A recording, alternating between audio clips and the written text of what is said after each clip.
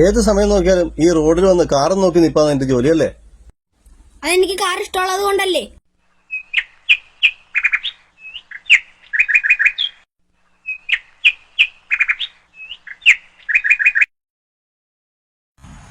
നീ നിന്റെ സൈക്കിൾ നല്ലല്ലേ? അല്ല എന്റെ പപ്പയുടെ കാറിൽ ഇടയാൻ വന്നു.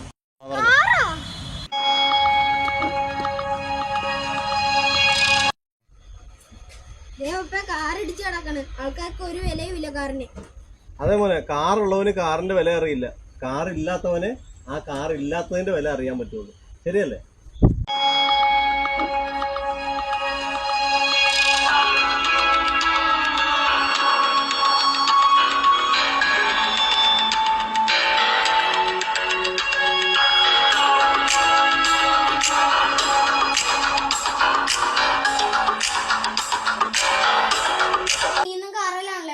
എടാ എനിക്ക് കാറുള്ളതുകൊണ്ട് കാറിലേ വരാൻ പറ്റുള്ളല്ലോ. നിന്റെ അപ്പനോട് ഒരു കാറ് വാങ്ങി.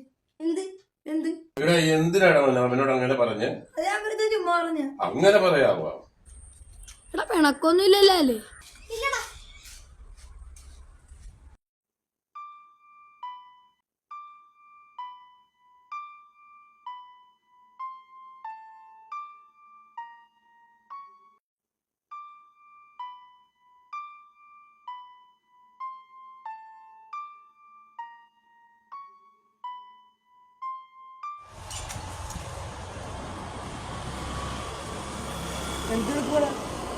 വണ്ടി പെയിന്റോ മറിക്ക് മറിക്ക്.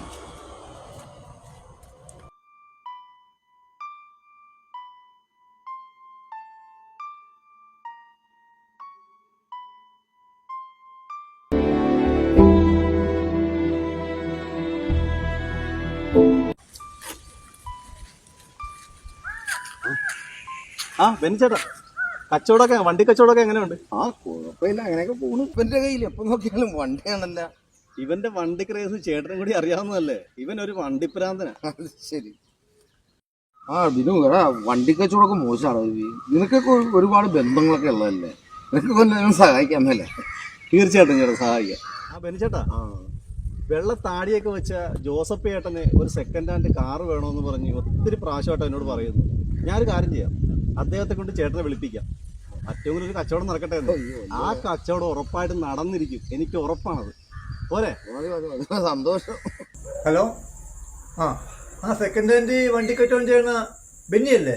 ആ അതെ അതെ. എനിക്ക് ഒരു സെക്കൻഡ് ഹാൻഡ് വണ്ടി മേടിച്ചാൽ കൊള്ളാമെന്ന് ആഗ്രഹമുണ്ട്. ആ എന്നാ നാളെ ഷോപ്പിലേക്ക് വാ.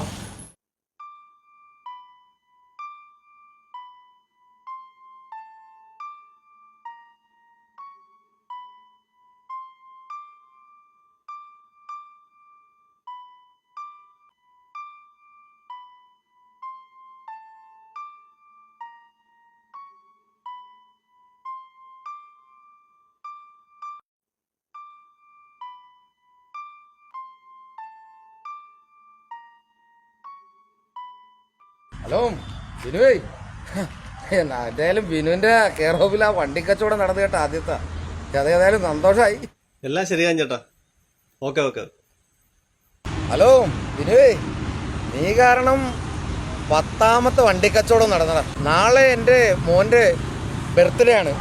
അപ്പോൾ മോനും നീയും കൂടെ ഒന്ന് വീട്ടിൽ വരണം. ആ ശരി ചേട്ടാ, തീർച്ചയായിട്ടും വരും.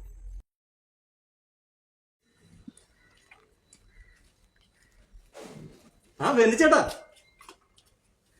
എവിടെ ബർത്ത്ഡേക്കാരനെ? എവിടെ? ഇവിടെ ബർത്ത്ഡേ ഒന്നും ഇല്ലടോ, താനൊന്ന് പുറകോട്ട് നോക്കിയോ.